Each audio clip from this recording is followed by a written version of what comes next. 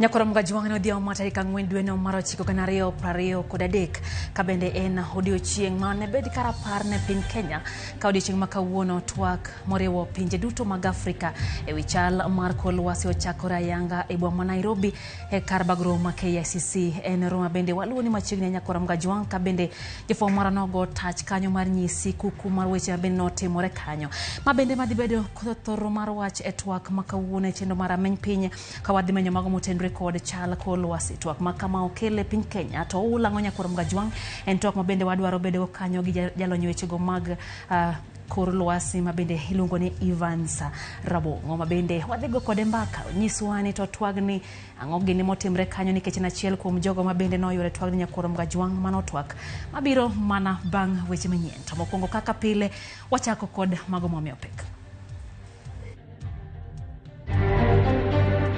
My call to everyone present in this historic summit is for us to work together and converge our efforts on African priorities. Romo mar poro wache weche kor lwasi ochakore ayanga Nairobi ka pinje Afrika ojiw mondo makre kanyakla e kedo kod lokruok chal kor lwasi.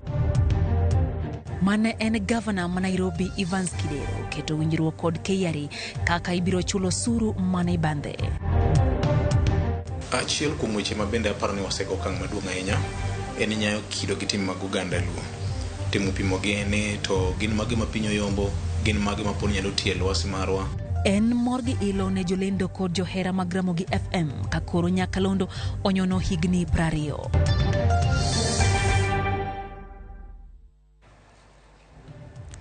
Elizabeth Otieno lokonwa weche gi nyakora mgajuang bethulo mar miwa pachi lai marote machwa kari adek auchiano no kabende wantere mbui kacha live Facebook gi YouTube duto warwake pachu diambo makawuono machiegni nyinga Lydia Okeyo.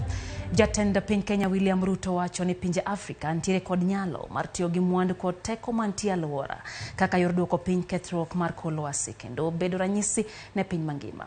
Ruto mane loso ka noyawo ayanga romo mar pinje Afrika matwak ewi bero lwasi bende noseo pinje wagunda ma wacho ni ok osechopo singo magiketo higa ka higa mar golo omenda makonyo Afrika bero wechego mag kor lwasi.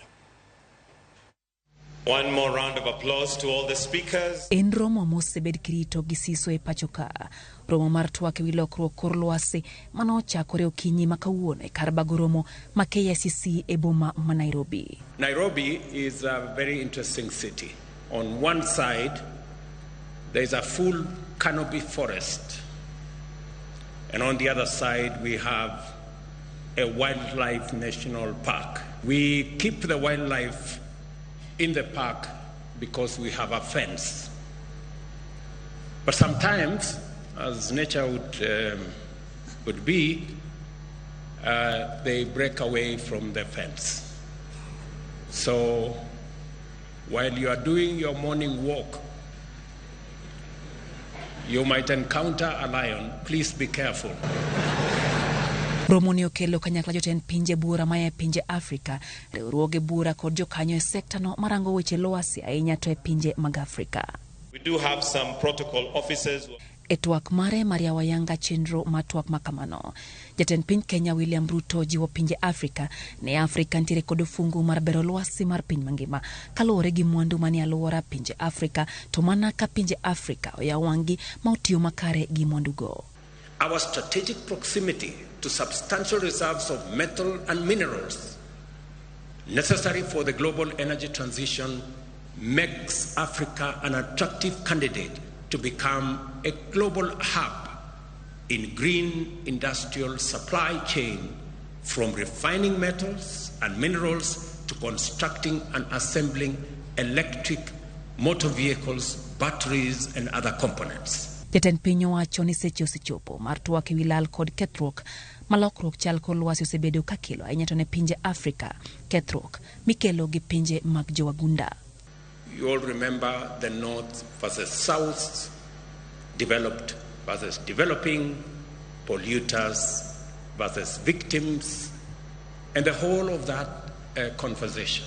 We are not here to catalogue grievances and list problems. We are here to scrutinize ideas, assess perspectives, so that we can unlock solutions. Owacho ni kethruok chal kor lwasi oseduoko chien yuto mag puothe pinje Afrika gi 30% ka koro okwayo pinje mag jowagunda mondo yie obed gi twak mar winjruok e wi weche kor lwasi. Africa has witnessed a 1/3 reduction in agricultural productivity due to climate change, a stark reminder of the urgent need for adaptation. Jatend piny owacho ni twak dhi mbele mar golo boke mar visa ne welo machope pachoka kaya pinje Afrika kaka yor neno ni pinje Afrika odak kanyakla kendo tiyo e yo makare. Lydia Okeyo, Ramogi TV, Nairobi. Kapodong'yo mag motendre kod chal kor lwasi nyakwarom gajwang' moko kuom riwruoge ma ok mag piny owacho ne obago ng'anyo mar kwedo kang' mar weyo gi oko maro madhi mbele KICC ma itwaki e wi geng'o midhiero ma ikelo gi lokruok chal kor lwasi.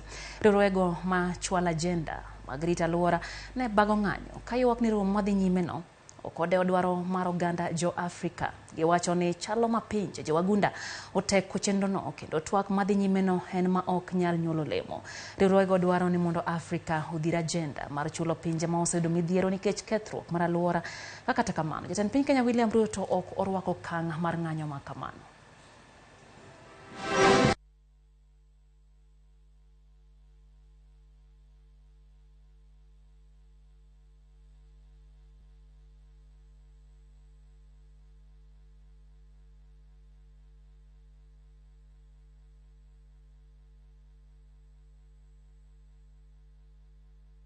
Year in, year out, we see African communities being affected by droughts, by cyclones, and African people have been demanding for real climate action. Africa Climate Summit has closed the space to civil society, particularly taking an inclusive approach to actually including us in the processes of setting the agenda. And what we're doing is we're launching a people's declaration that is for Africa and by Africa, that centers the people's needs at the center of that agenda. Then how can we genuinely say that this Africa Climate Summit has the agenda for Africa and a reflection of Africa's needs? Wadhi county ma Kisumu kapodong'yo mago mag kor lwasi nyakwarom gajwang' riwruok moro e kar dak mabandani county ma Kisumu moting'o johera mag alwora osebedo kapidho kendo rito yien e geng apaya ma Kisumu Busia bang' kane jolos ndara obeto oko yien mayande donge alworano. James Okoth gano chenrogi mano marito yien kod kwayogi e kinde ma pinje Afrika dhi nyime gi twak e weche alwora kod lokruok chal mar kor lwasi. E alwora maboma ma Kisumu waromo gi jokanyo masiso mar rito alwora ni e chunygi midendo ni Bandani Environment ka gidhi nyime gi chenro mar bero alworagi. Alwora ma Bandani e boma ma Kisumu e genga paya ma Kisumu Busia. Gilero kaka ne gichako chenro pith mar yien gi kaka gisedhi nyime gi chenro no. Minyalo paro ni ndalo machon ne nitie yiende kae ka nidhi town.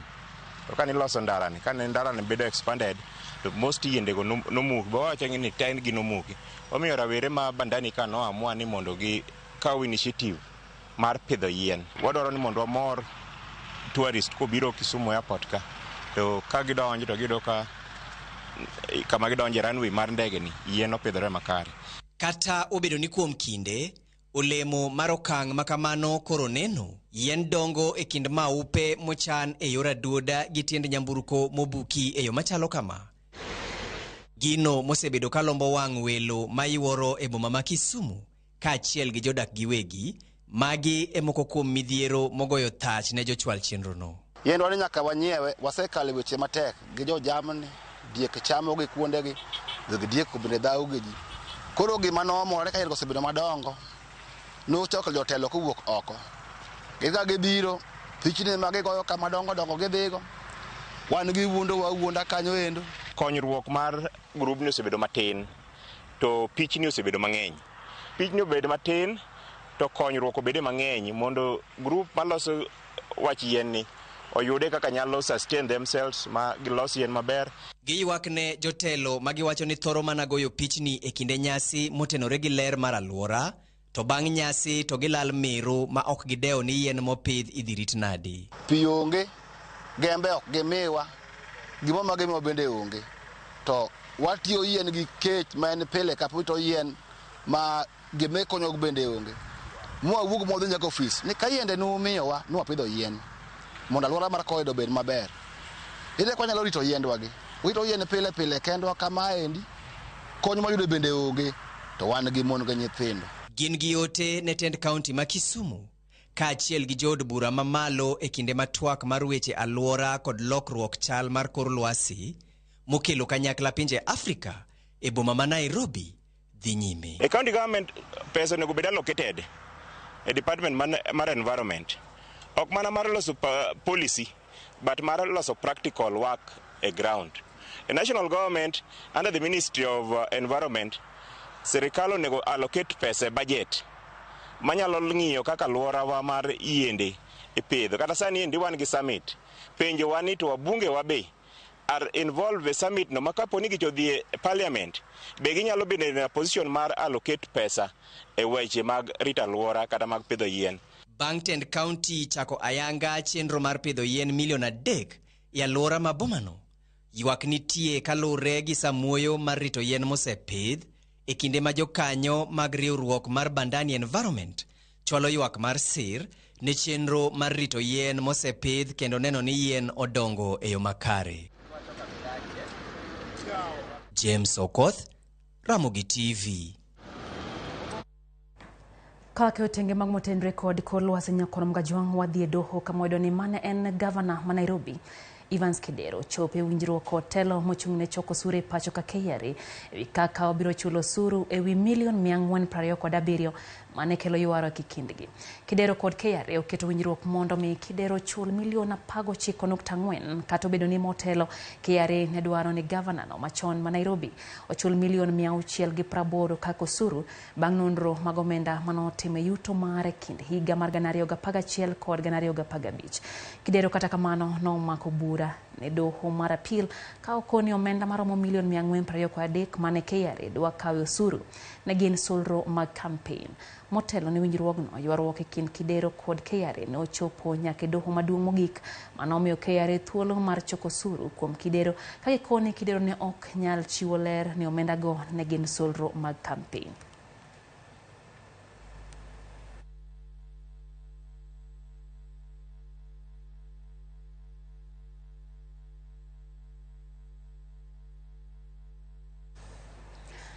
Nyakora mgajwange mano ma bende koro moro chunye ni jolendo mag Ramogi FM kod johera mag Nyakalondo no kawuono riwo kanyakla mar dhialo higni Nyakalondo mar Ramogi FM. Kuom higni Nyakalondo mar Ramogi FM. Kuom higni 20 osebedo ng'ala manyime jiwo luwo kitwa gi timbewa kendo osebedo kakelo weche manyien kod puonj makare ne jowinjo duto mathurka. Joyce Oduor noloso ripodno e yo machal kodwa. En mor kod ilo e seche mane jolendo mag Ramogi FM oriwore kanyakla e dhialo higni 20 nyaka ne yawa yanga Nyakalondo no.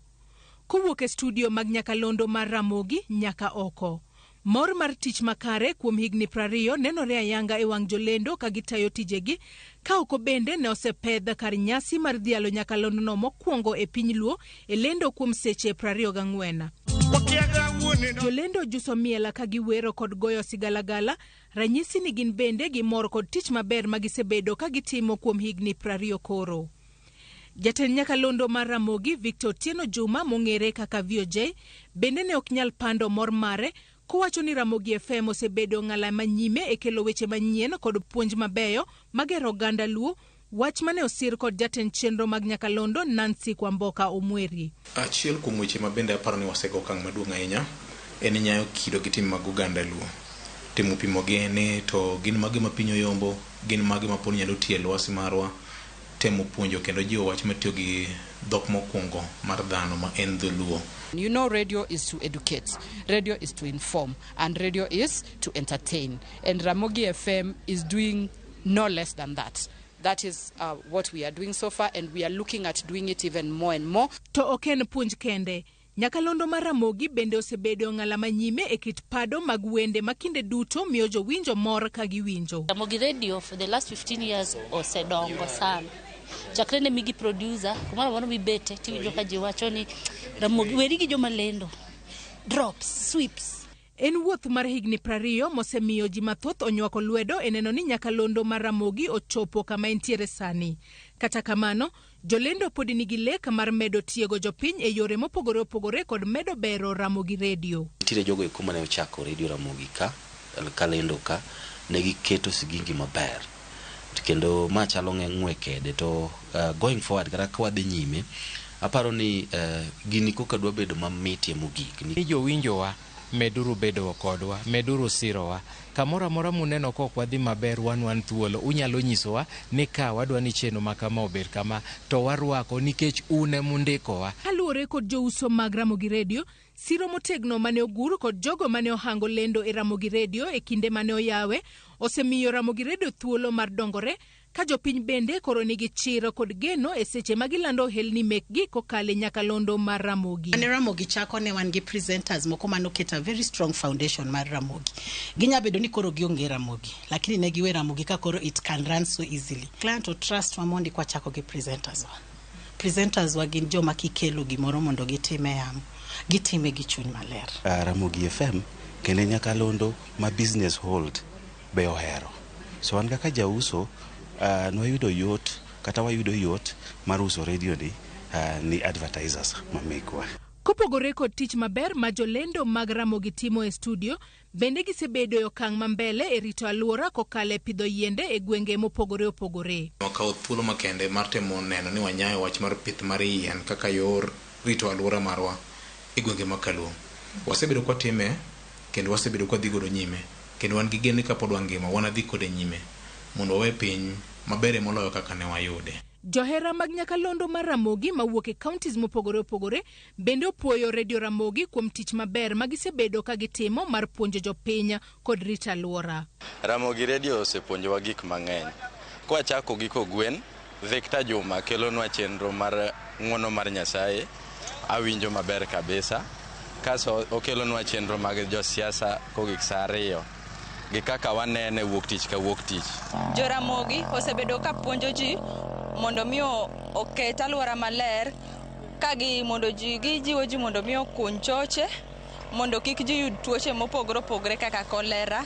Ramogi ni osemiyo weche mag pur obedo maber Migori ka e Kenya mangima e Luoland ka, kendo Ramogi ni osemiyo wan kaka jokanyana miluongo ni luo kitgi gi timbegi okorumo. Weche mag dak tigi keto jodak makare, weche mag ohala johala gijiwo, weche mag pur, weche mag lupo nyaka nam lolwe. Radio Ramogi chakre nyaka nobi osebedo e kipao mbele mar puonjo joluo wuotho motegno e kit chike kod timbe mag joluo. Gutino nyaka winji chike, apaka mag dak be nyaka winji, gimora kabisa nekech gipuonja gik malakia.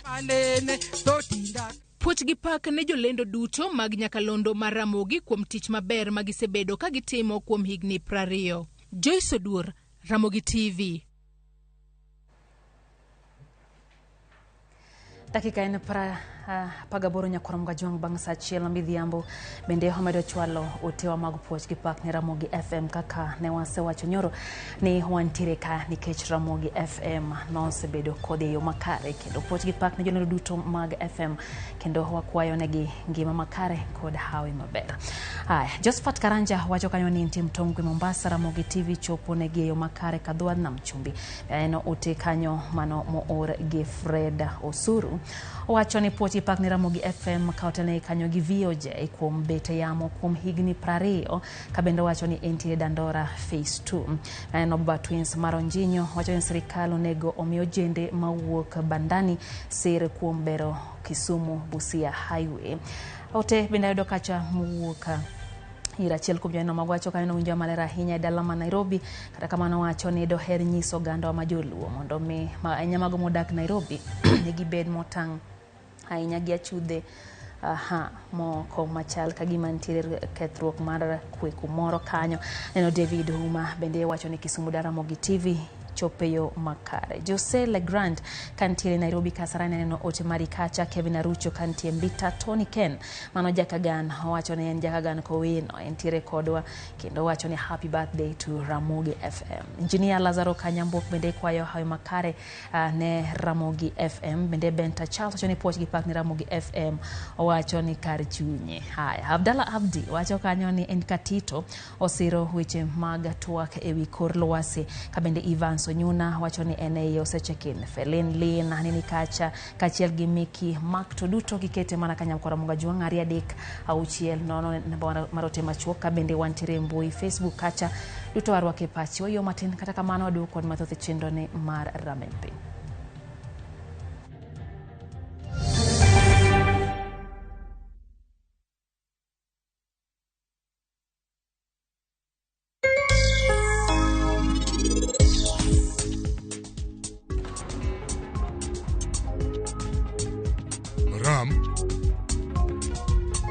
Anano kagima paramo donji gak takas. Bojne takas pio.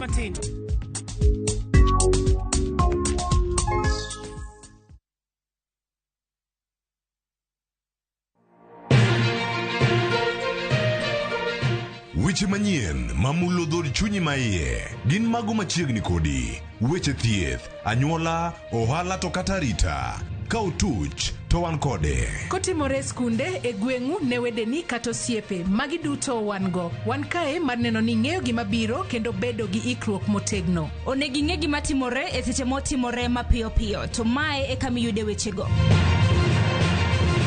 Nikech Kenya en marwa waduto to Ramogi TV en odwa. To kendo wantie iye kanyakla achiel kaka onagi. Ma en rupiny kod mbaka oromo. Ramogi TV. Sud machiegni mondo wago mbaka.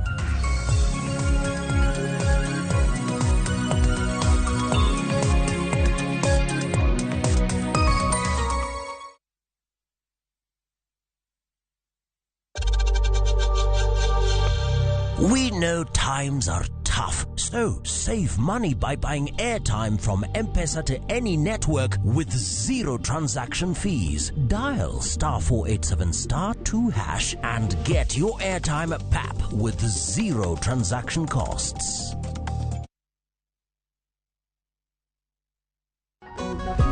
Can we understand an unspoken language?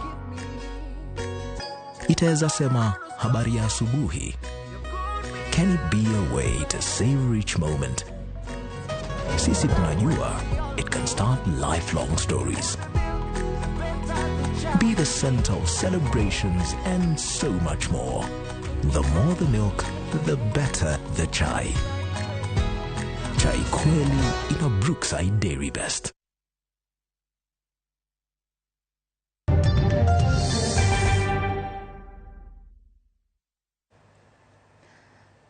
Machiegni kendo nyakura Ramogi Juang wadhi mbele gi weche manyien chendo ne mara menypiny. Apisas mag obila e boma ma Nambale, kaunti ma Busia, ong'wano bunde ariyo, kido mag G3 kod magina 22 kagimako achich achiel mawachore ni en apisa kidieny mar GSU manochungie tich. Kalore kod OCPD e gwengego George Ongozi, achijno nomaki kod apisas mag okwach kich kendo yudo bunde makamano e ogunia kendo pando machiegni kod aora.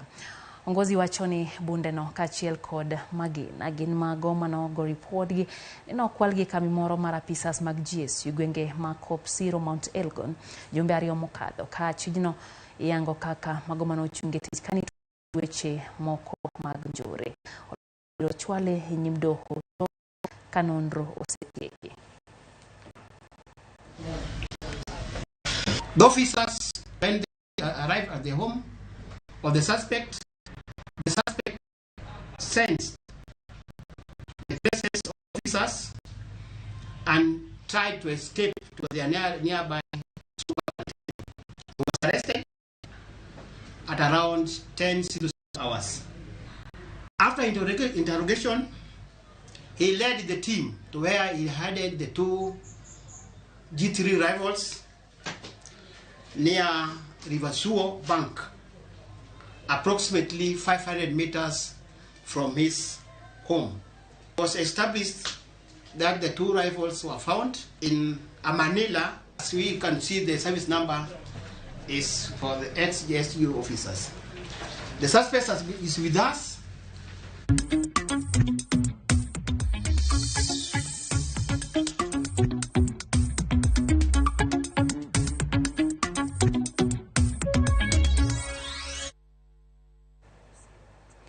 Koromoga jwang migao mar omenda koro golo chenro magengo mano mar chiro kembe marego sukari e pachoka chendo ne ma onywando rucho oko gope ma kembe gi bende koro biona ni jopur mag niang e gwenge ma Muhoroni kod Chemelil onywandi e zona achiel mamiyo kembe marego sukari go thuolo malach mar yudo tiang.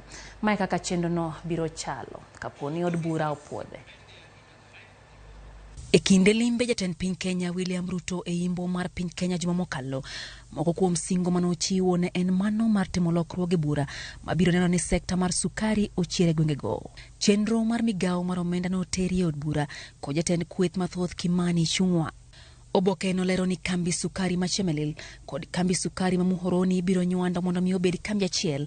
Kambi sukari ma Nzoia kod South Nyanza Sugar Company kata Sony biro dong kaka gin ka kambi sukari ma Miwani biro chung chenro mage nyaka buche mane doho rum. Kembe sukari ma pachoka osebedo gi gowi maromo shillings bilion 65.7 kata obedo ni piny owacho nosegolo chike dwe mar achiel mondo mi wito ko gowi maromo shillings bilion 33.7 to kata kamano chikno poko ketie tim. Nyaka e dwe mar auchiel higani, gope motenre kod rem chulo suru ma kembe go nigo ne romo shillings bilion 50.1 ka omenda maromo shillings bilion 1.7 bende piny owacho poko chulo jopur niang'. Oboke no koro kwayo od bura mondo miyo gitoko gope ma kembe sukari abich mag piny owacho nigo. Kembe go ting'o Nzoia, Chemelil, Miwani, Muhoroni kod Sony Sugar Company. Kopogore kod witoko gopego, oboke no dwaro mondo mi chiw nonro makare mibiro tiyogo e tayo chenro makamago. Kapod wa nang sukari, kembe sukari ma imbo mar Kenya biro chako tiyo kendo dwe mar 12 higani. Ma en ler makoro gol kod jakom duol mar chiemo e pachoka Colonel Serem mano bang' piny owacho ne ochungo chenro mar rego sukari moko kuom kembe mayudore imbo mar piny Kenya kuom dweche 4. Makaluwore gi kwayo mar jakom ma ochung' ne pith kod olembe Colonel Serem. Serem bende wacho ni loro ma kembe go motimore kaluwore gi jopur mathoth ne beto ni kapok otegno gino maketho ber gi nengo mar sukari. Serem osingo ni jopur no karo singo ne gini bang' chako tiyo ma kembe go jopur koro biro do chudo margi ma oko leo kendo ne gibiro chungo golo sukari e pinje maoko kaka yor chiwo thuolo ne jopur mathuka.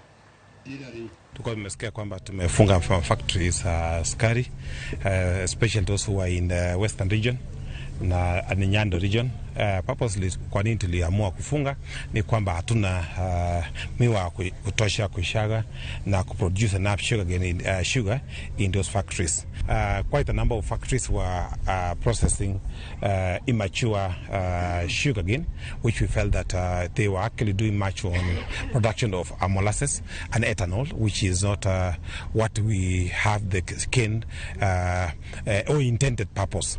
If we do close for 4 months, quite a number of acreage will actually have mature cane in the next 4 months. So by 1st of December, we'll have enough sugar cane in this country and we'll stop importation of sugar.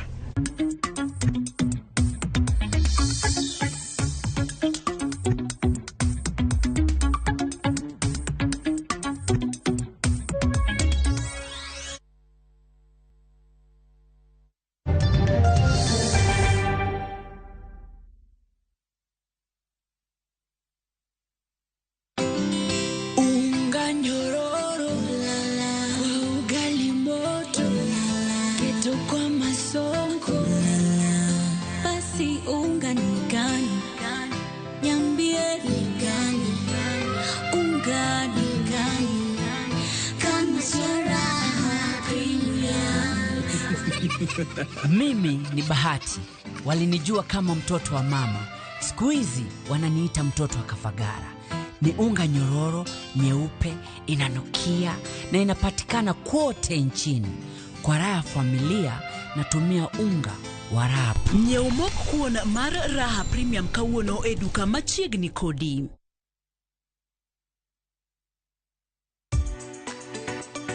Ik milimili mar dhogi ne wuodh kid chiemo mopogore. Chenro ka chenro dhialo mit chiemo. Chiemo gi nyadhi mopogore. Rabuon ni apidha iluongo ni surambaya. Lony tudore kod kitwa. Ok en mana ewi chiemo. Joluo wacho ga nang'o? Nyako dhiga tedo. Nabiro tedo. Ai biro tedo. En hera gi lony moketi e loso chiemo ka chiemo. Sama koro gibage, sama idhi moye, to ni medo ne sukari matin. Sukari miyo konyo gi fermentation. Omiyo, kihero chiemo, in jatedo, kata mana ng'ama ohero tedo. Tudri kodwa tich adek juma ka juma e chenro mar tedo gi chiemo. Gi Jailieta mana e Ramogi TV.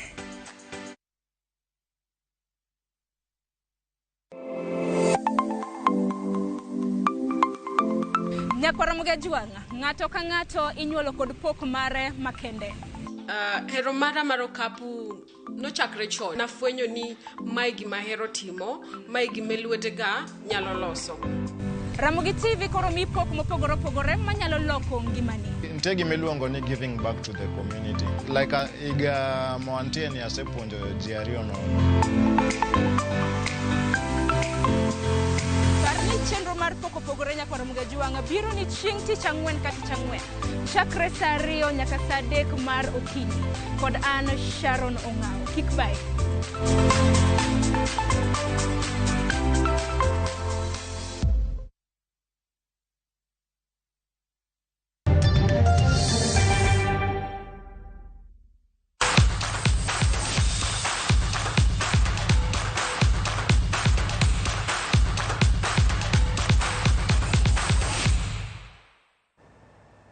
Machiegni pau tuke Nyakoromoge juang, kocha mar Harambee Stars Engine Ferret olero ni bedo gi jotugo mathoth e lig maduong' pacho kapok ochopo rang'iny makare mar del nikech chakruok mar season e gino nomiyo okawo jotugo matin kendo modonje tim makamano. Kanowuok gi jofwambo motelo ne tuke mag osiepe kind tim mar Harambee Stars gi Qatar, Ferret nochiwo ranyisi ma kocha matayo klip e lig mar KPL osewacho ni jotuggi mathoth pok ochopo rang'iny madwarore.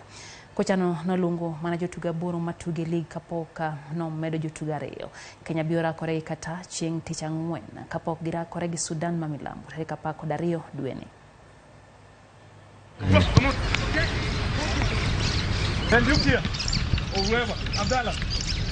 The coach is trying to build. We're in a transition process where we are trying to expose new young talents coming up from the league. We've seen good players like you said, Stanley receiving his first senior team call-up, players like Moses Schumer coming up, and others, young players who are really impressing week in, week out in the FKF Premier League. People are telling me their own coaches are not happy, the clubs are not happy, and they say, oh, we need this break so that we get ready. They're not ready enough for Kenyan league, but they should play in international. That it doesn't work only to throw dirt on somebody and hope something will maybe happen or whatever. It doesn't work. Piny owacho keto kenge makare ma kedo gi yedhe majingo del e kind jotuge seche makoro piny Kenya otimo ikruok ne tuke mag Olympics mibiro bagi e Puma ma Paris. Jatend migawo mar weche tuke pacho ka Babu na Mwamba olero ni piny owacho oseketo tenge omenda maromo bilion 3 e kedo puonjo kendo tayo chenro mag kedo gi yedhego. Bende nomedo wacho ni chenro mag puonjo rawere weche mag tiyo gi yedhe majingo del ibiro time kuonde tiegruok mag talanta mashinani. Want to put a warning to all those people who are working to dope our athletes. Wesley Korir is coming for you. I will come for you wherever you are to make sure that this menace of doping is over in this country.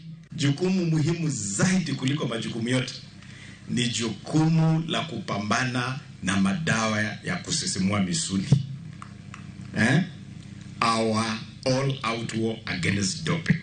The branding value, the international limelight that brings to this country, you cannot quantify it in monetary terms. It is too special. That is the best thing we export to the world. And doping places that at a risk.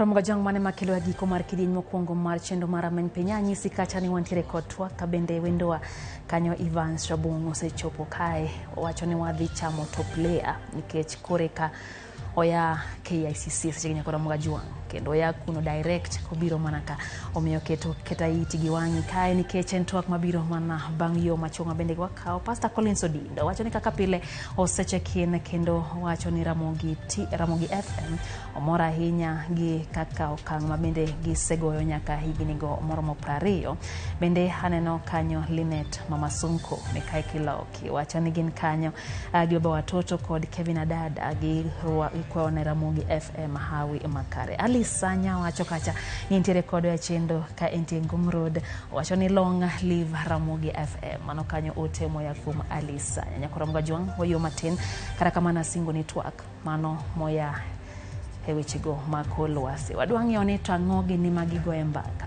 kete mana kane kech man biro mana bang' yoni wasebedo gi jafom mar jaloko marwa Elizabeth Tieno wasebedo ka bende loko na weche gi kikini aboni ke twag no biro mana thuolo machok bang'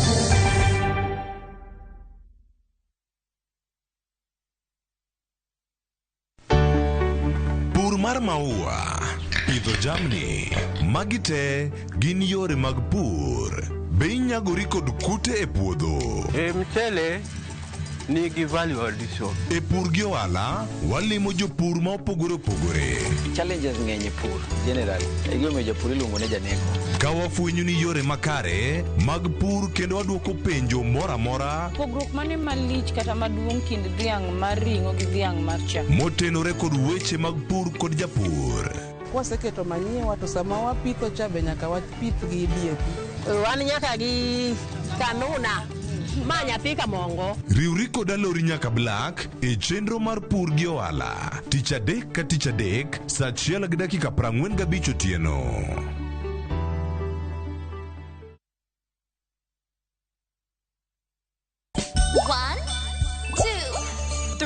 Let your kids enjoy some ABC's shapes, colors, and numbers through a fun-filled animated songs and stories in Baby Hazel Nursery Rhymes.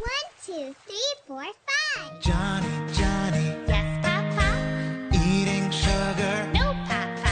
They get to learn how to sing, to count, and many more lessons to learn. The horn on the bus goes beep, beep, beep, beep, beep, beep. Find all this excitement and awesomeness of Baby Hazel only on Viusasa. Dial *487 *1# or visit viusasa.com to renew your subscription.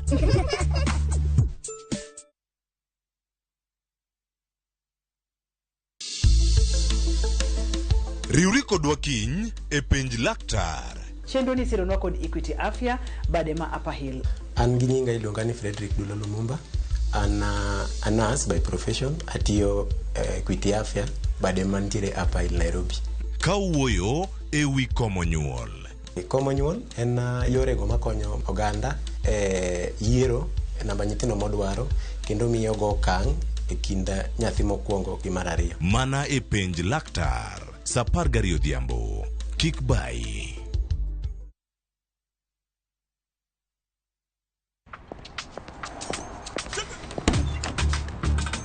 Oh, nice dashboard. Thank you. Gari yako ni mzee na venye dashboard yako inakaa mpya, mbichi. Is it new? Acha hizo tropi, unanichocha. Ibata pana si mpya. Neat. Manze, and that smell. So fresh. What's your secret, man? Nimekuwa nikitumia Tropical 2-in-1 car dashboard polish since I bought the car. Just spray, wipe, and your dashboard looks as good as new always and smells fresh. Haitawai parara. With Tropical 2-in-1 car dashboard polish, your car dashboard looks new always, fresh and shiny. Available in 4 exciting variants and in all leading supermarkets from Tropical brands.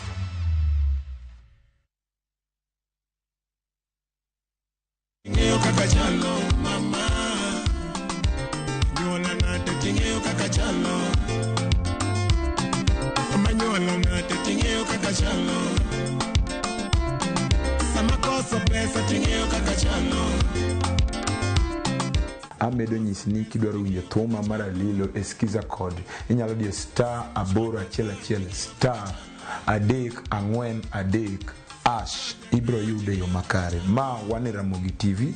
Ramogi TV en od jothumbe duto mago nagi. Ero uru kamano.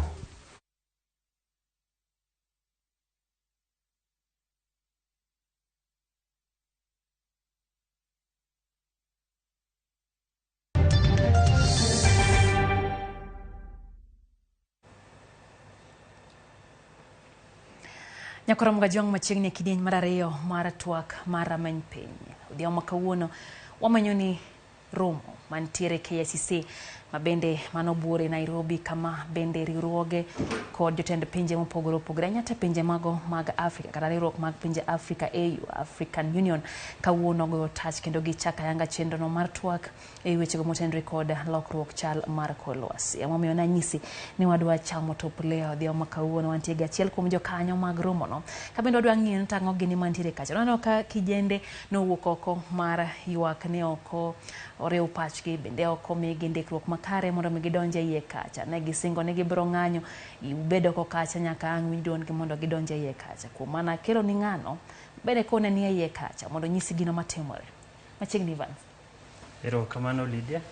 Nyisa ikwara mogo nito ina ija kanye to itimang'o. Gi nyingi luonga ni Evans Raboma, an wuod ge Masumbi.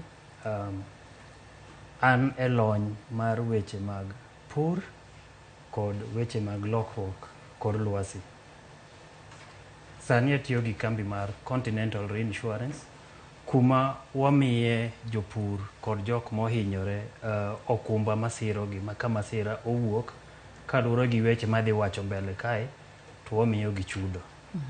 Koro mane gima timo napuonjora higa to napuonjora weche mag pur kas kabiro oko kae tafwenyo ni pur ok en pura pura. Pur nyaka bed gi weche mag pesa. To ka japur olal to wito pesa. Koro afwenyo ni nitie gimoro ni insurance. Tiende ni okumba mageng'o masiro jopur ka masiro makogi. Koro mane gima timo. Asto koro e insurance ka gin umbrella matin kendo umbrella maduong'. Koro umbrella maduong' emiluongo ni reinsurance. Mane gima timo. Kwa duoge mago ma kor lwasi nyiswa chenro bende utiyo godo kata gik motimo mapile mar kedo gi weche go mag kor lwasi, kethruok kor lwasi.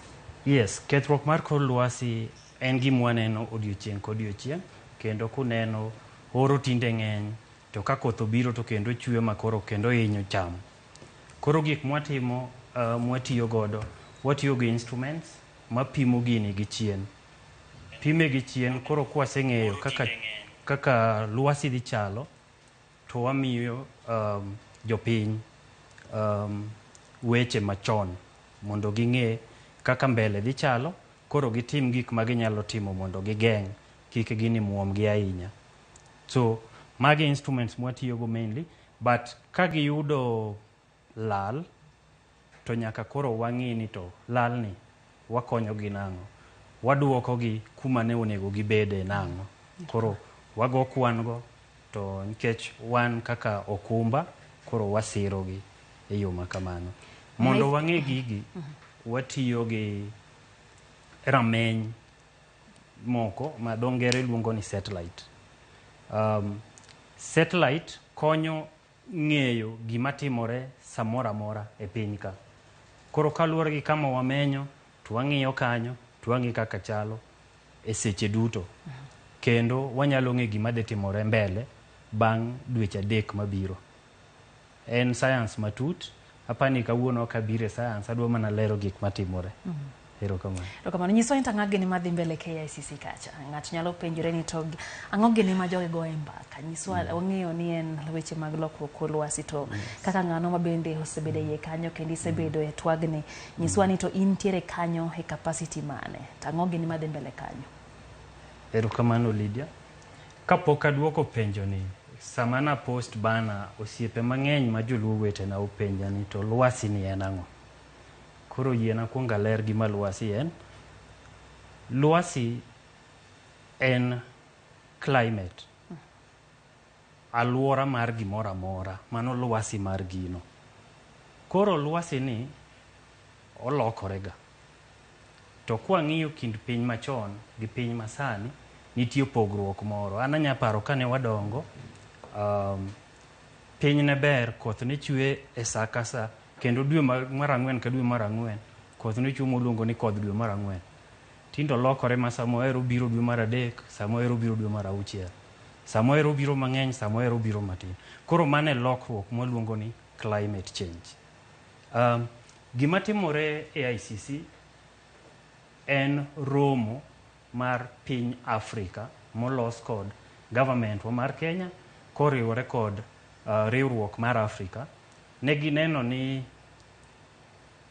igni 30 mokadho ne piny mangima oromo kamoro ni Paris moloso andike kosawache ni ogirimiti winjruok ni nyaka piny ka piny sing dhogi gima gidwa timo mondo gigeng' wach mar lokruok mar lwasi ni orum kata odog piny. Effects mage biro wacho to koro ogirimiti ni king'iye gi kako ringo Afrika ka wafwenyo ni samoro gibagowa matin.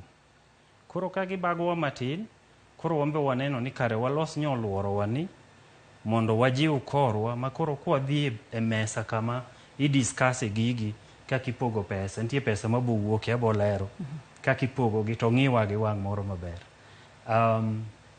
Koro romo ni iluongo ni Conference of Parties ama COP. Mabiro timore ma next dhi timore Dubai dwe mar 12. Koro mana achiel kuom ikruok ma piny Afrika ikorego ma kwa dhi kacha to wambe wabede gi duol. Mane gima timore ka. To e ikruogni gima timore gi lokruok mar kor lwasi ni wafwenyo ni piny lokore rabuor.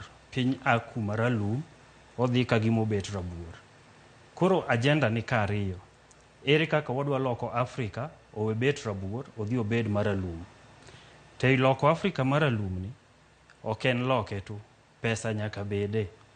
Koro mondo gini otimre maber, watemo dhiro ni to pesa onego ket ama waket pesa tenge madhi tayo weche akinagi.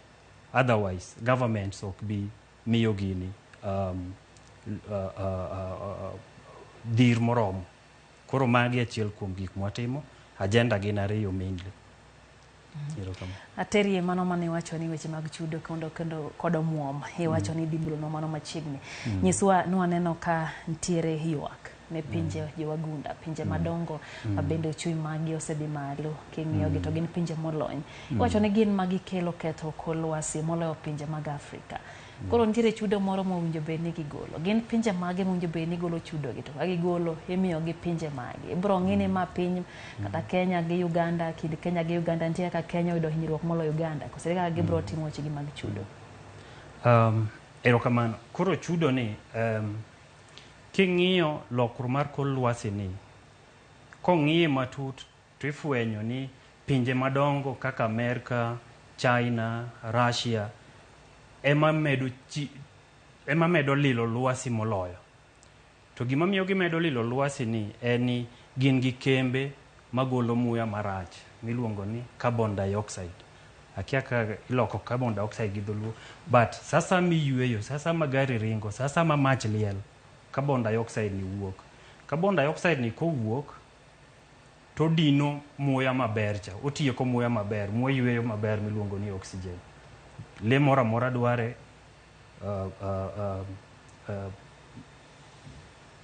gimopidhi mora mora dware, gimora mora mayueyo dwaro oxygen.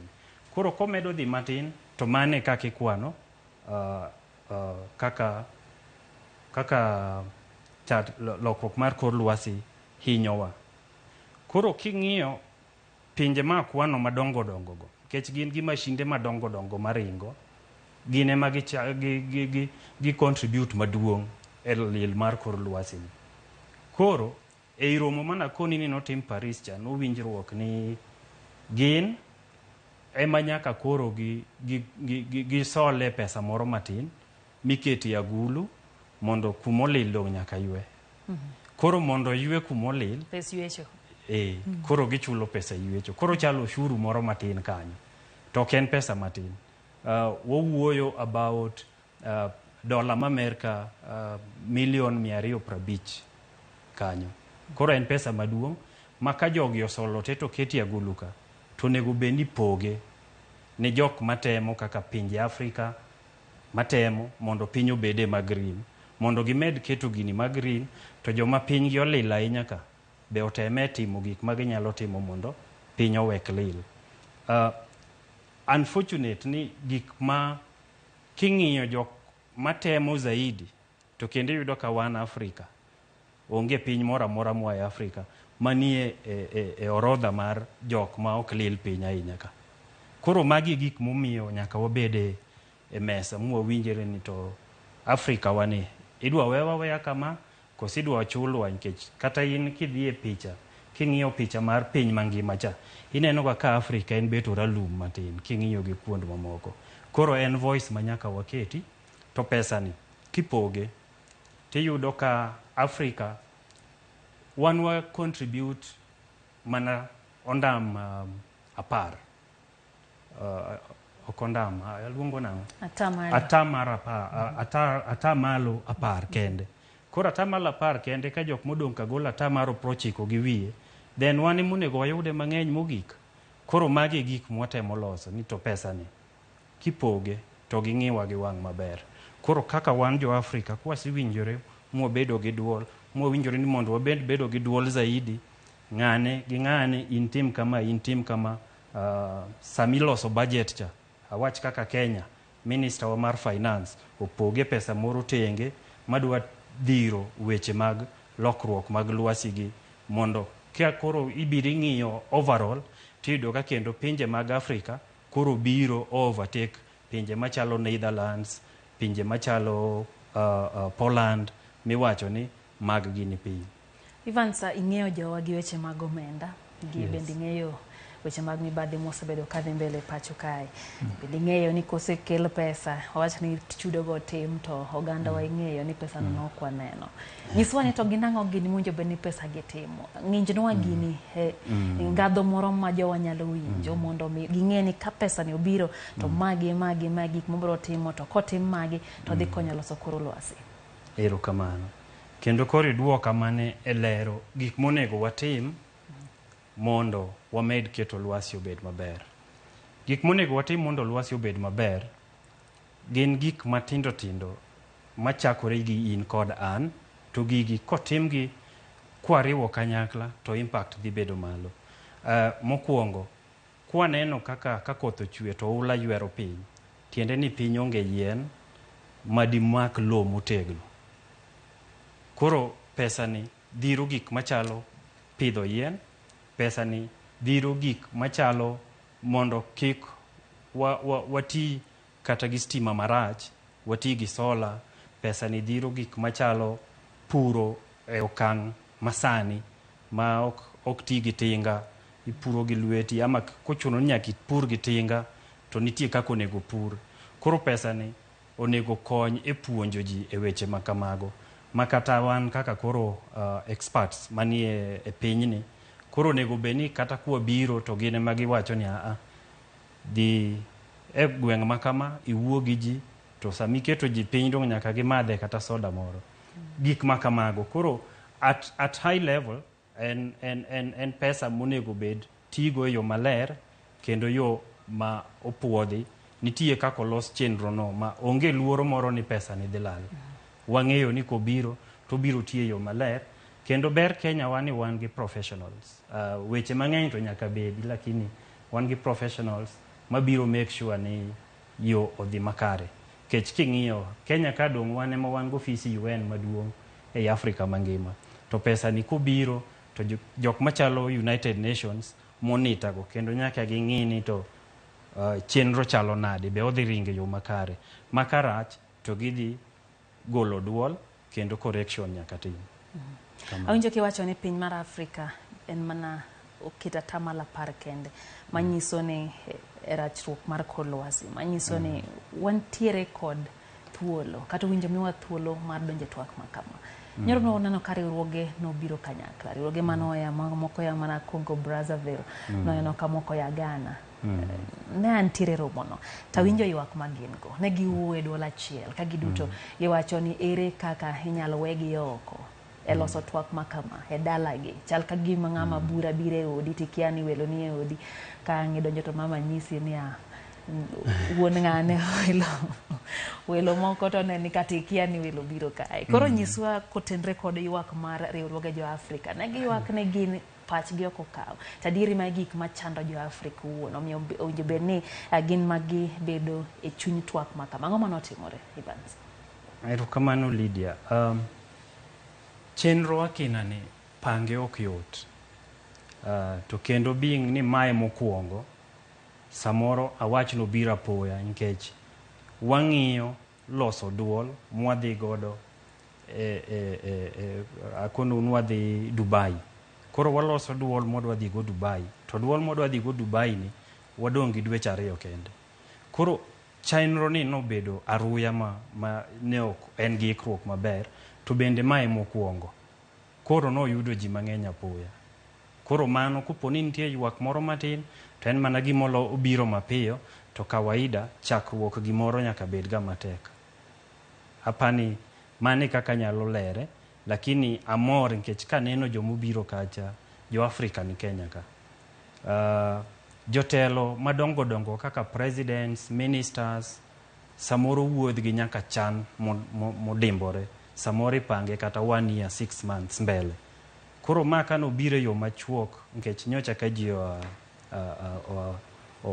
France gi Egypt samoro mano donjo mopoyo gi koro no giyudo thuolo mar ikruok mondo gibi. Lakini amor nkech thoth jok mobiro o represent pinje magiaigo kendo mana maber chuth. To moko be pod donjo kata nyaka kiny. Kech pod odhi mbele juma ni te. Kama. To in mane intiere kuno, be nitie ojende mochungi oko kaka gibuogo ne gin gidhi biro kanyo kendo gidwa ne gidonje kata onge ndikruok kata bedo ni accreditation mano owinjo be ne timo. Kendo gima nomora ni chenro to nitie maler kendo jomobiro kane in ng'ama ondikore mane yudo email mokoni ni in koro bi in jakanyo no to donja kendo mana mayom. Wan jo Kenya wan gi timbe wa moro ni wan joma dhi dakika mogik. Koro nitie jomoko ma koka ne temo no donje kawuono. Ting'e ni kata jotelo nitie. Koro ok nyal yie jo donja ruoba. Wanyalo ketho chenro makacha. Koro mago to nyaka bedi lakini obila magwa timo tich makare kendo giketo security moromo, giketo kakidonjo matek mondo ng'ato donja aoyaye. Yes. Nyiswa bende ni to koponi odhi kaka dhini, ang'o manyalo timore?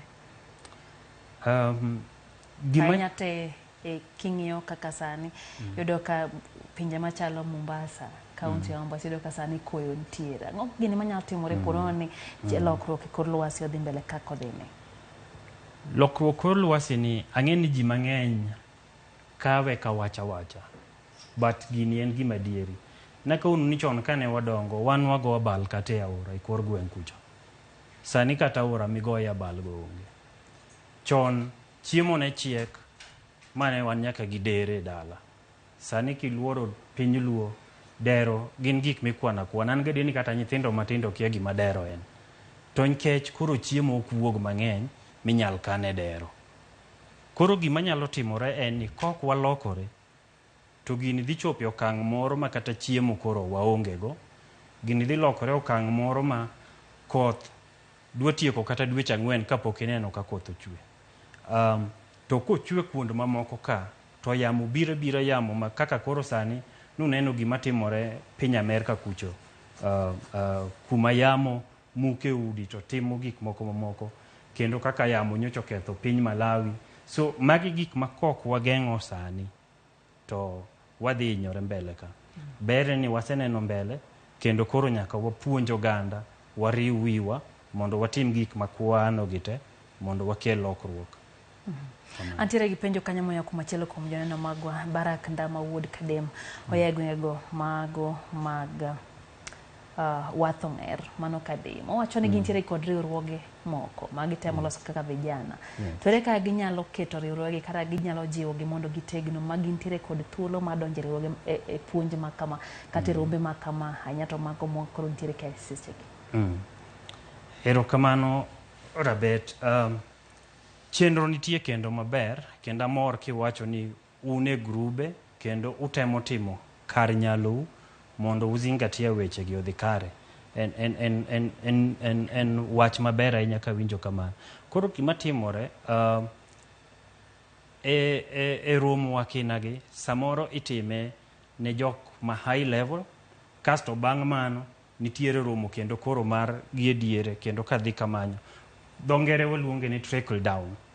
Koro mana maka koro nitie mabiro e level ka level kadhi piny kamano makendo ka Nyasaye oyie to kata wan kaka wajona gi mabeto mako wachni matek wabiro romo kodu e kor gwenge kuno kendo wabo wuoyo kodu maber to bende okorumo kamano.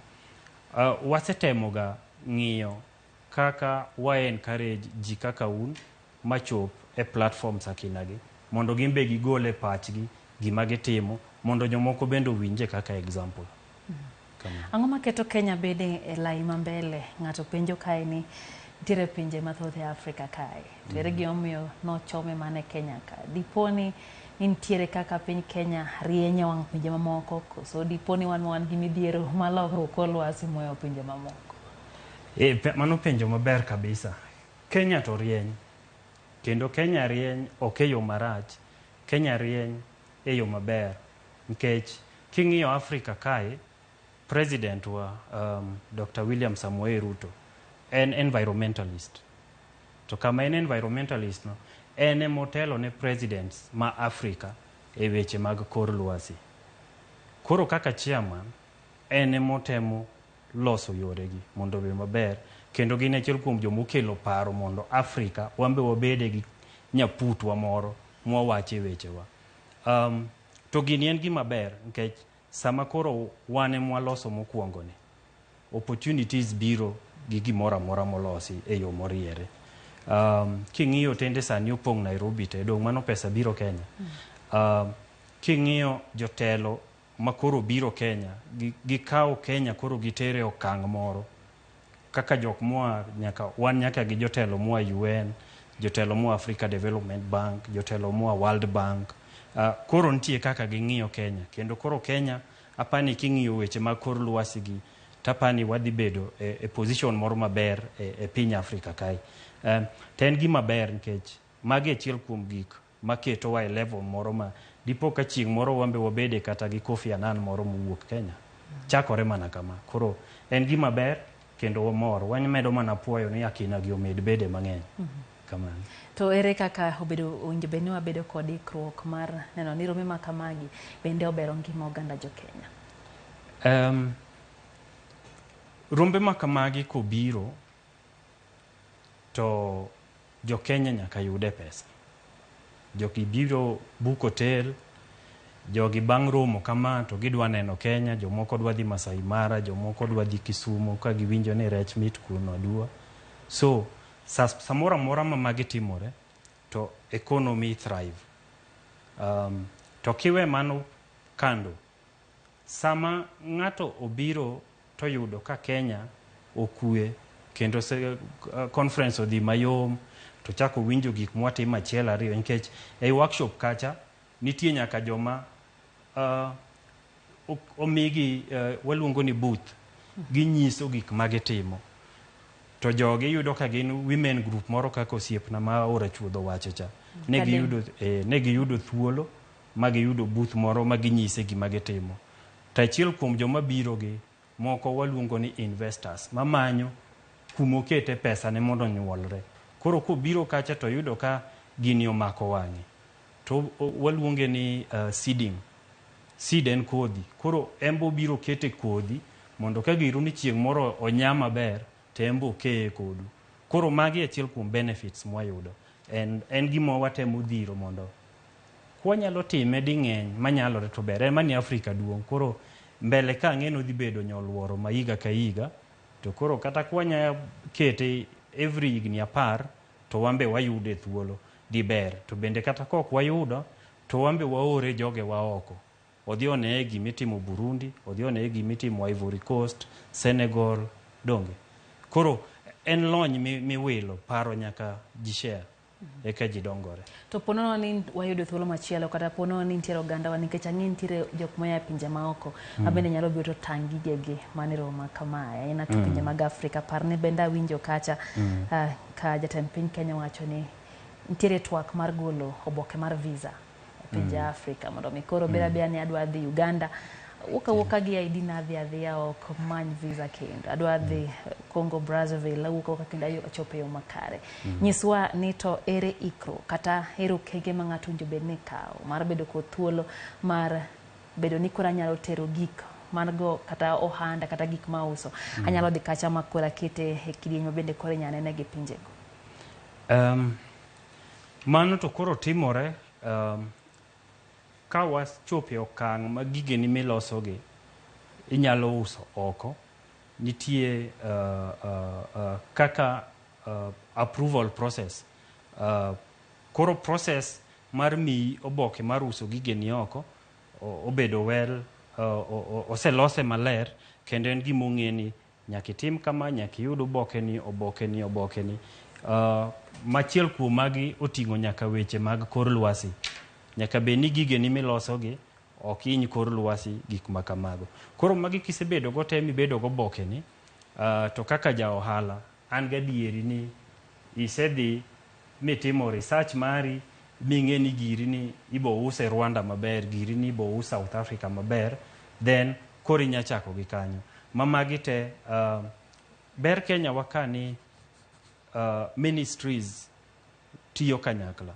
Koro yudo ka en gima kidwaro oboke mar environment ibo dhi timi, kidwaro oboke mar wuok oko mar uso gigeni oko be imi, kech giga ondiki andika maler. En mani ok ang'iyo mondo ang'e ni gin oboke mane gi mane, lakini mano wanyalo discuss next time.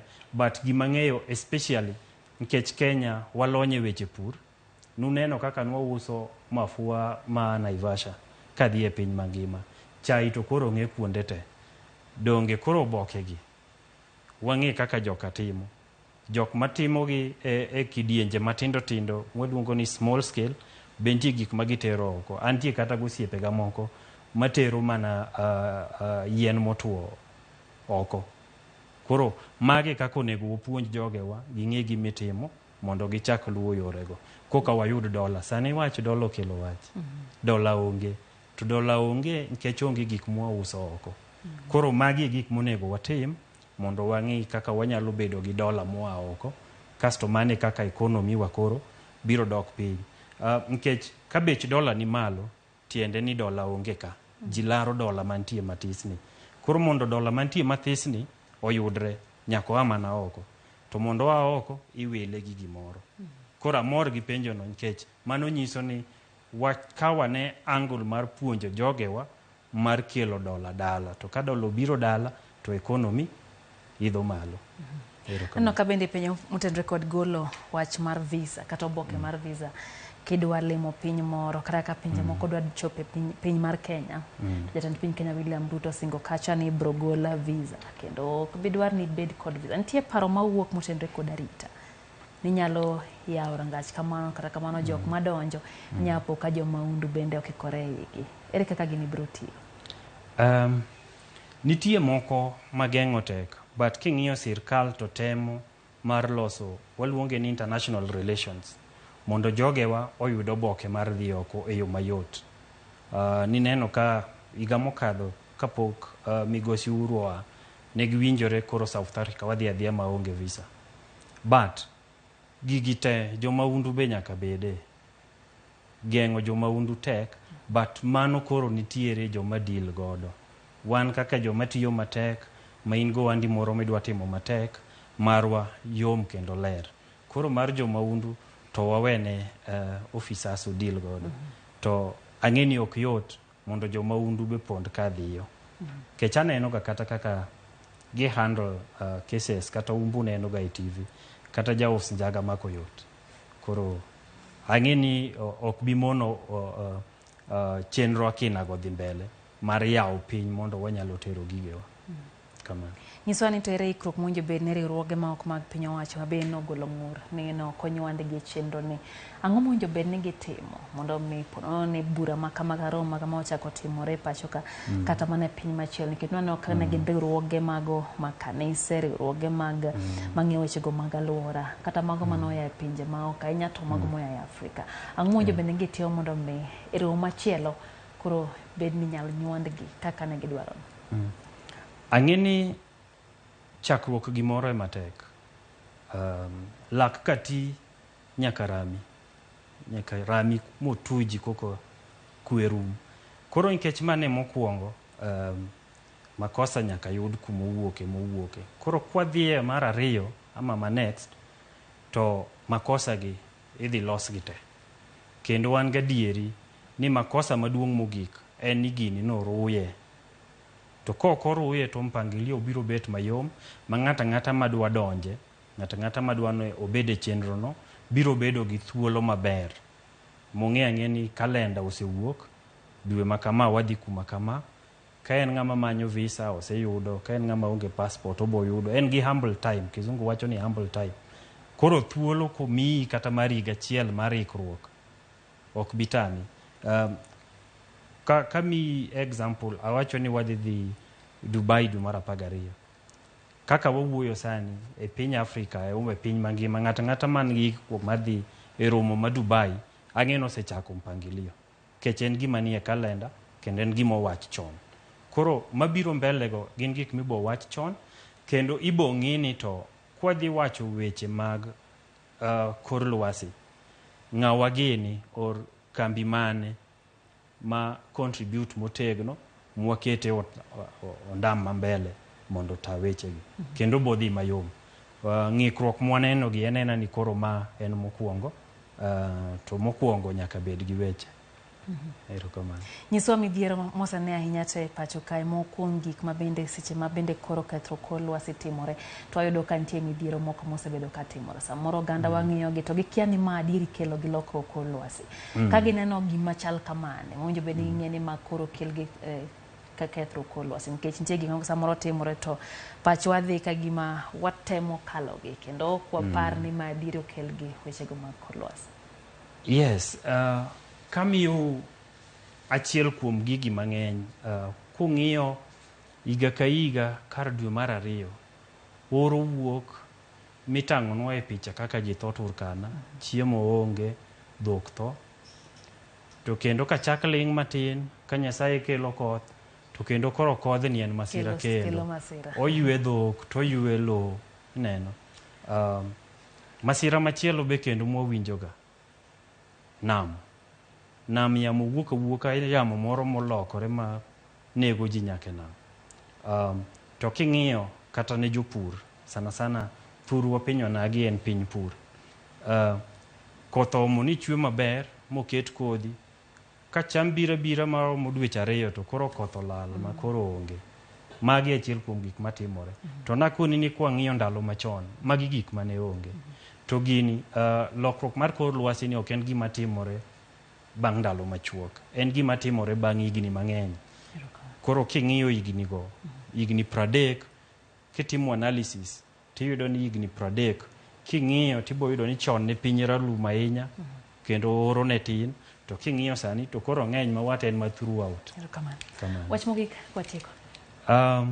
Kwatieko anyajiwo piny onagi ni lokruok mar kor lwasi en gima dieri kendo en gima timore. Kiwinjo example matajogo gin gik madieri. Time maonge da wacho kodu mathoth. Lakini mondo wageng' lokruok mar kor lwasi ni ok en tij jok moko. En tijwa wate. Ochakore kod an gi in. Chiem moromi kik wawit chiemo yudo tek tinde. Warit chiemo. Para winjo niketo ni tok moromi. Tok moromi kamano. Tok moromi modong' kani cham kiny ama imi nyawadu maonge godo. Kipuro pur e yo makare mokiketh lopi ni ne ndalo mabiro. Gimoro amora mitimo, kata in mane ot to kidich gi stima, dia switch stima no weliel. Kidwa dhi kamoro kaminya wuothe gi tiendi, onge tiendi ibed ni rito pikipiki kata mtoka, wuothe gi tiendi. Gin gik matindo go to wachangia e weche mag geng'o lwasi kik kethre. Nyakoro Mgajwang' winjo kod ite anyisi kanyo ne waiko ni top player. Omiyo koro gimiyago kanyo en tok moro kitoki kae tipuko to ng'ato nitie kumoro ma bende onge gima cham. Maga achiel kuom gik ma bende koro miyo bedo kod kethruok. Iwinjo puonj ahinya to mag motenore kod weche go bende dhi mbele KICC endo ma bende chakore tarik 4 ma en kawuono wuok tich. Odhi nyaka tarik 6 nyakoro Mgajwang' ka bende Ramogi TV wasingo bedo wang'i kendo wamenyo ni mago matimore e twagno mar rango chal kor lwasi. Nyinga Lydia Hokeyo, Riti Masani wasebedo kanyo gi jalonyo weche go mag lwasi Evans Rabongo. Riti Masani.